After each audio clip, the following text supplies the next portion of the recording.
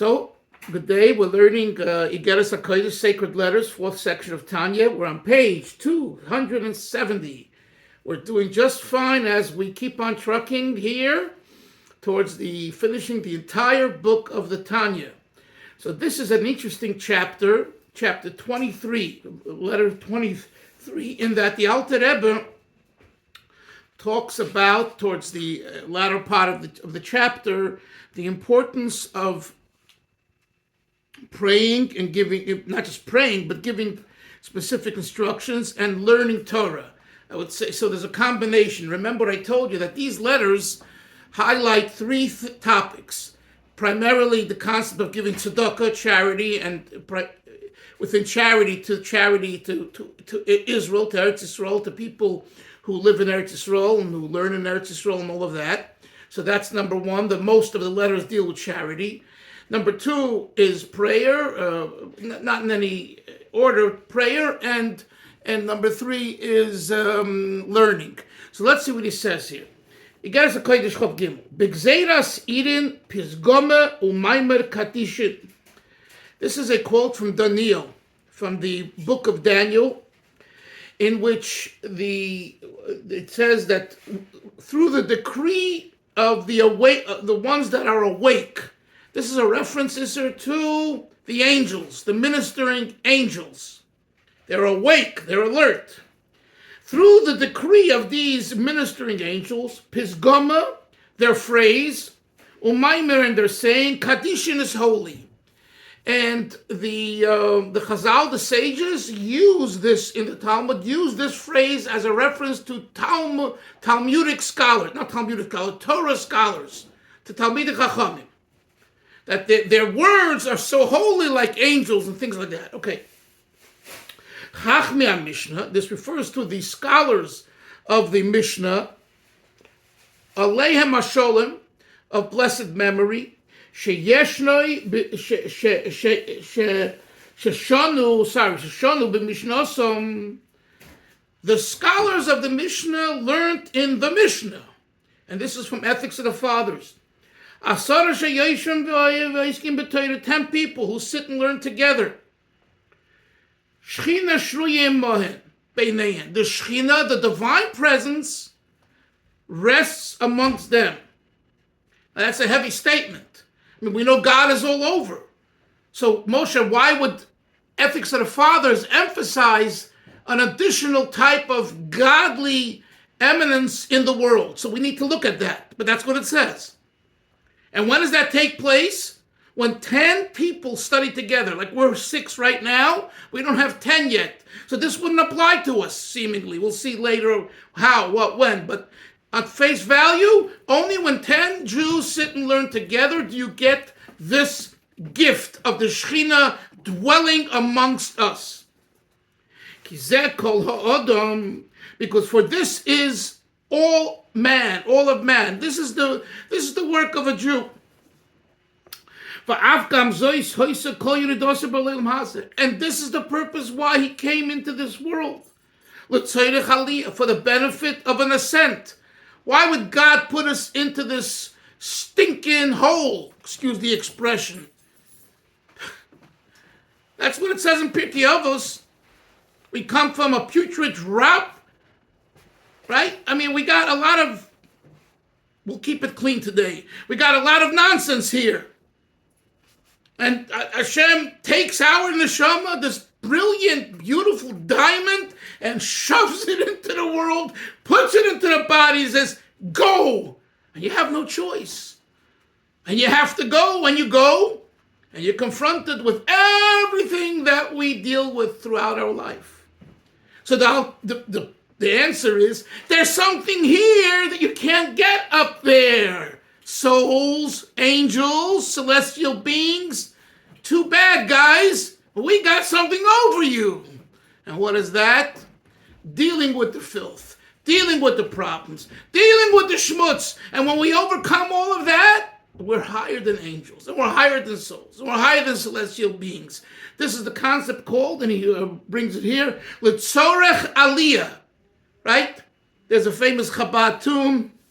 Hanishama yoredes l'toich haguf. The soul descends into a body. Ach tzoyekes vay vay. The soul screams, it cries, vay vay, whoa whoa. Ach tzoyekes vay vay vay. In other words, why'd you put me here, God? And the answer comes, Yerida zu tzorich aliyah. This descent is for the purpose of ascent. Ache kol zehu kedai. So much so that it's all worth it. Yerida zu tzorich aliyah. Ache kol zehu kedai. Okay, Hillel, the musician. Yes, Hillel. Is that sung at any special occasions, or when is that sung? No, I wouldn't say so. But you know, when you take a good shot of vodka or scotch and a good l'chaim and you're on fire, that's when you sing it. But no, the answer is no. Okay. Yeah. Okay. But that's what we're saying here. That you need the zut tzorach aliyah. Otherwise, and the song says, Ache kol zeh. To the extent that all of this that we deal with, who could die or he could die, it is worthwhile. It's an investment. You can't get it in the world of angels. You can't get it sitting, in your little hub and not going out. You only can get it when you deal with the nonsense. And you confront it, and you challenge it, and you fall, and you get up, and you argue, and you're back on. At the end, you come out stronger. So this is without that episode. Let's continue. Look at this language here, Chevra. There's nothing greater than this. Avram, there's nothing greater than dealing with the problems and confronting the issues. Because the mightiness of God's presence, that's in the exaltedness of the heavens, and the heavens and heavens upon heavens. This will quote from Tanakh by Shlomo Melech with the Mishkan over there. Lo yichal kalucha imosa. It can't sustain you. Shlomo Melech, when he inaugurated the Beis HaMikdash, he says, Shemayim Mishmer Shemayim, the heavens and the heavens of the heavens. Lo yichal kalucha, can't sustain you, God. Aval mikdash hazeh, but this sanctuary, this building, this Beis HaMikdash, here it's at. Here, this building, yes, this building gives God spiritual food, his nourishment. But he has the heavens. He has the heavens of the heavens. He has angels. Lo yichal kalucha. That's what he refers to. Okay. Tishkoin v'tiskadel. So the Shechina rests. And tiskadel, like from the word yiskadal v'yiskadash, becomes greater. B'toich b'nei Yisrael. Within the Jewish people. In other words, somehow this Shechina that rests amongst 10 people that are learning together isn't just an outside force hovering around them. It actually permeates them. Look at the language. B'toch b'nei Yisrael, within the Jewish people. For I am God who rests within the Jewish people. What? Through how does this happen? Through Eisek Torah, through the study of Torah, the involvement in Torah study, v'ha-mitzvos, and the doing of mitzvahs, ba'asara dafka, specifically with 10. Guys, this line is a major chidush, and the Rebbe struggles to find a source for it. We know from Pirkei Avos it says, Asara sheyoshvim v'oskim b'Torah.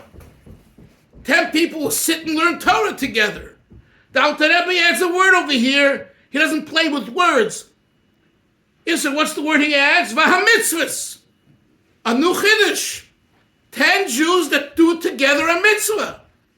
Avram, not just that they're learning together, but they're actually doing a certain mitzvah together. Says the Alter Rebbe in Igeres HaKodesh Chav Gimel that you get the Shechina Shariah B'toich B'nei Yisrael. It's a big chiddush. But that's what he says. Okay, which is a gewaltige Zach, because you think about, we're going to learn together, we're going to have a shir. The whole idea of Moshe, the whole idea of having a shir, like we're learning now in a group together, right, is based on this concept in ethics of the fathers, asar sheyeshrim ve'oskim b'Torah, 10 people together.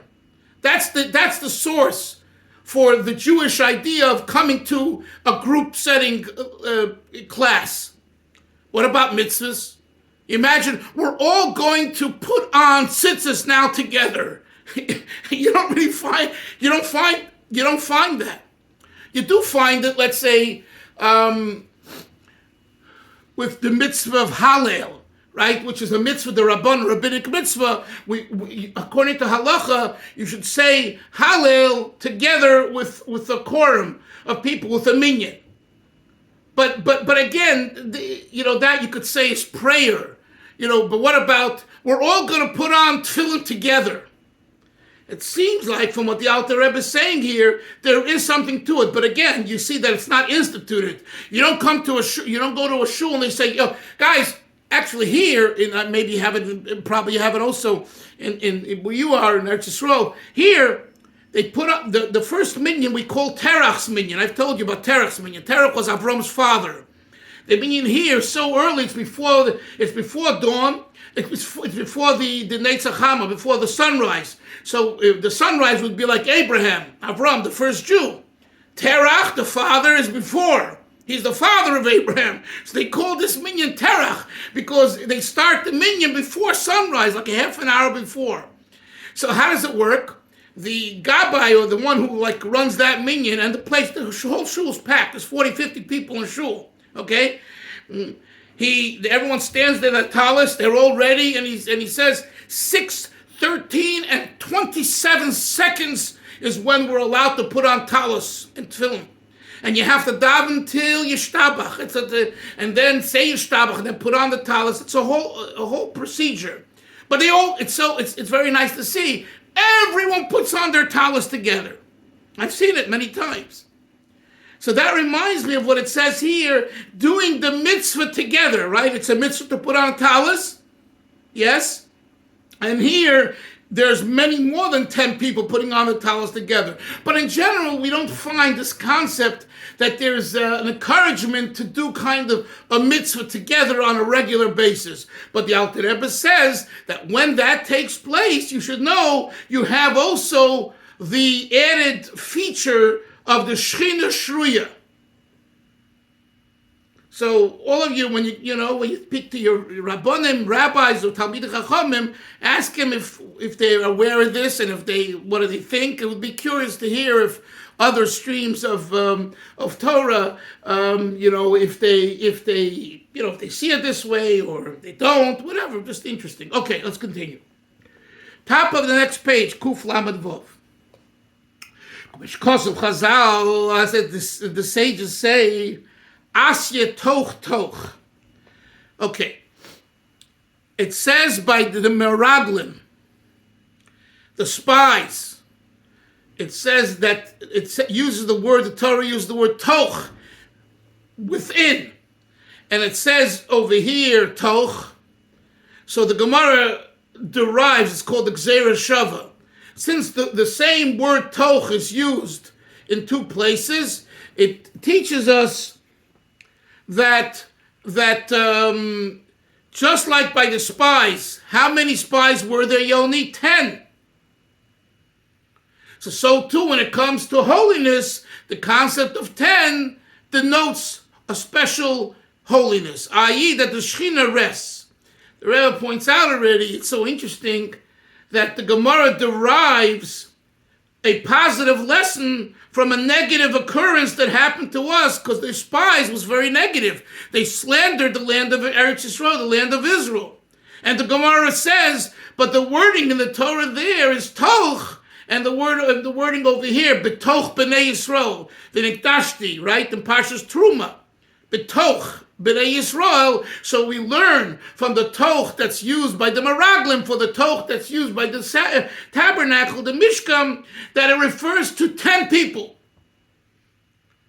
But it's just, the Rebbe points out, it's interesting that we're learning a positive lesson from a negative thing. But that's what Chazal say. Let's continue.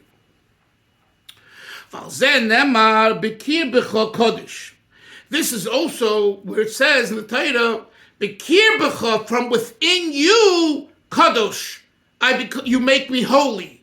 You sanctify me. The sanctification is from within you. Bekir b'cha, toch. And this is the way we know the law.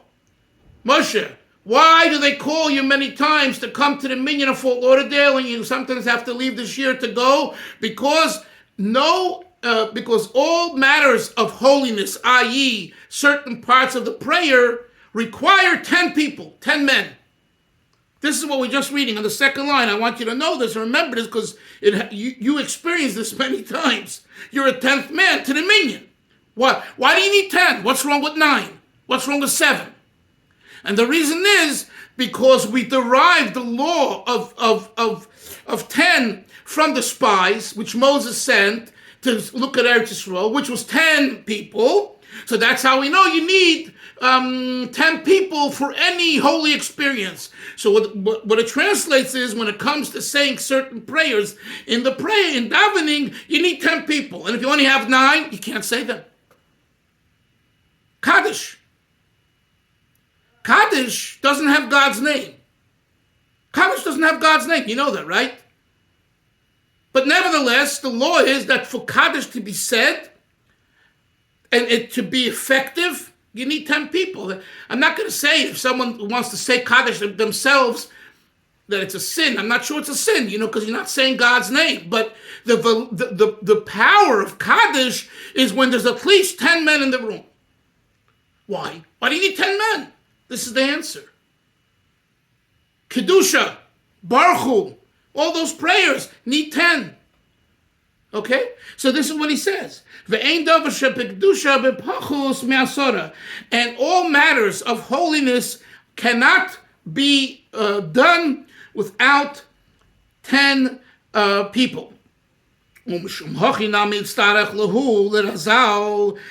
therefore, the sages needed Lemelech Mikra to derive from a verse in the Torah, Lemelech Mikra.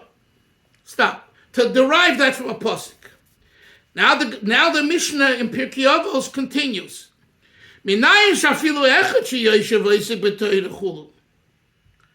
Oh, I'm sorry. The power of 10, the necessity of 10 people is so strong that the Mishnah questions, how do we know that there is importance to even if one person studies Torah on his own? The Shechina is not the same. It's not the same level of Shechina as when 10 people learn together. But the Mishnah asks, Minayin, how do I know that even if just one person is learning Torah, it's special.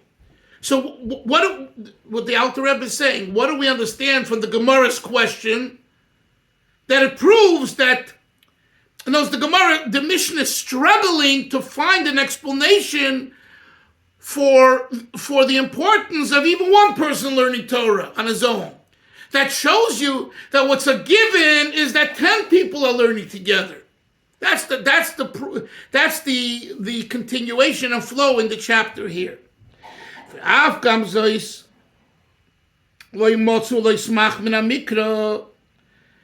the Alter Rebbe says, and even this we don't find really support in the Torah in a verse.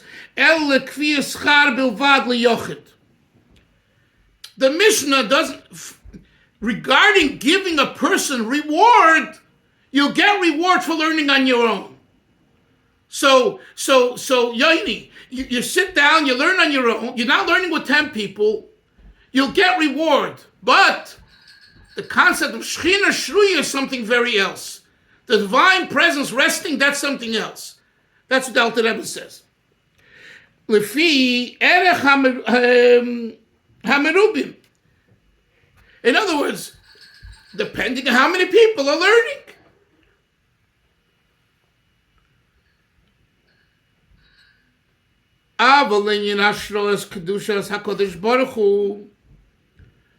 But in regard to the dwelling of God's holiness, His presence, there's no comparison between one person learning and 10 people studying together.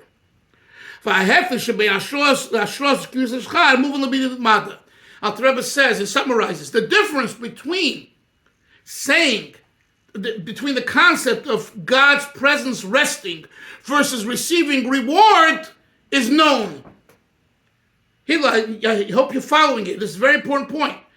Reward you get for learning on your own together with a chavrusa, no question. You get reward. But the Shekhinah does not rest. This concept this idea of the Shekhinah resting is not when you learn a chavrusa. Sorry, chap. Only when you learn in a group. This is a very important point, Chavro, for learning together with 10 people. And that's why I've told you over and over, when you come into a shul, even if it's not, sit down, if there's a group of Yidden learning, sit down and listen. If you're able to sit down, because there's a special Shechina Shruya when 10 Yidden learn together. So don't make light of it, even if it's not what you're learning or not your shir, and all that. And I know the question is coming. Well, should I be mavatal a shir between my chavrusa for the rabbis teaching something? You'll ask your rabbis and your teachers. I would say you should be able to do both. It's hard, sometimes hard, but there's something. When are you going to get the mile of Shechina Shruya? Look, here we have Baruch Hashem, 8 to 9 guys. We still don't have the 10th guy. We don't have the Shechina Shruya right now. We're learning. We're getting reward for learning, and it's good learning. But the Shechina Shruya we don't have right now because we don't have 10. So it's something and when we have 10, it's a big deal. It's a big deal. And the previous Rebbe, you should know, pushed this in Russia. From the 20s and 30s, he made a very big effort in getting this message out, that there should be public shiurim in the shuls with 10 people, at least a minyan learning. So the concept of having a minyan to learn together is a very important thing. So don't dismiss it when you come into a shul, RC Kodesh, another shul, and someone's giving a shir. If you're able to, just sit down. You get the advantage of Shechina Shruya. Let's continue. So what's the difference between reward and Shechina Shruya and the divine presence resting?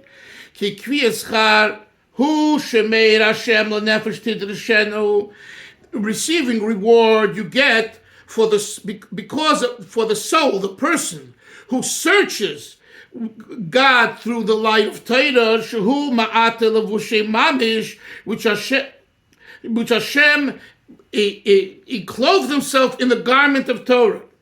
V'lochein nikra Torah, Torah is called light. Shenem, as it says, oy ta'or kasalma, I put myself into the light like a garment. V'anefesh, but the soul that's in the Torah, that's learning Torah, he balas gvul v'tachlis. It's limited. It's limited. B'chol kol chaseh, with all of its faculties. V'lochein, gam oir Hashem hameir bo. The reciprocation that comes from you learning Torah is also, it shines, it illuminates, but it's limited.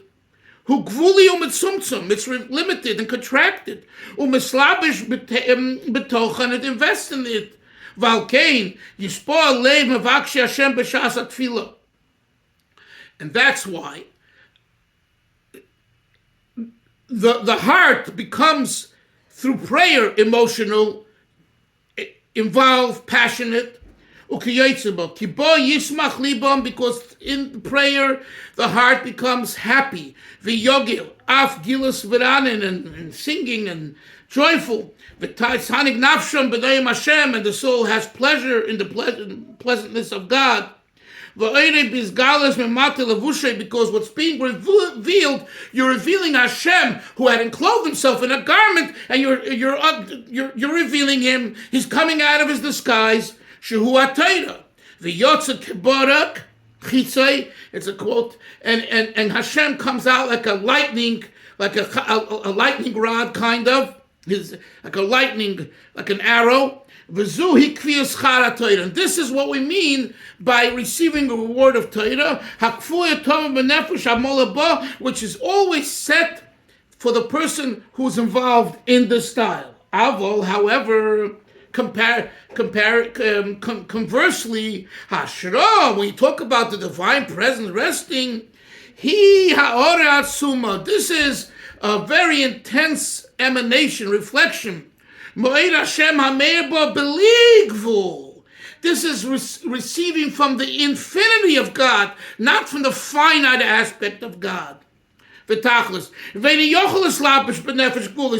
this cannot invest itself normally in a limited soul. Rather, makiv oleha. It hovers over it, it encompasses milmaila from above, mereshev adraga from head to toe, k'mashomer as Chazal, as the sages say. What do they say? A kol be'asara, upon all 10 people, shchinta sharia, the shchina dwells. Kloima, this means to say, aleya milmaila. When you say a kol be, you mean like from above, because it's not yet a pnimius, but it's there. And we say this every Matzah Shabbos. May the sweetness of Hashem be upon us, O Ma'aseh Yadeinu, in the acts of our hands. Kainanto Aleinu, you prepared for us. Klema, this means Kinayim Hashem, the sweetness of God. Asher Efiyeh b'Ma'aseh Yadeinu, that appears through our action. What kind of action? B'osek HaTorah v'Mitzvos. Again, the Alter Rebbe adds the word. Not just learning Torah, but also doing mitzvahs together in a group of 10. The RC Dalfin, Kulachar, Hashem, and the Torah are all one. Yiskoinen, this prepares.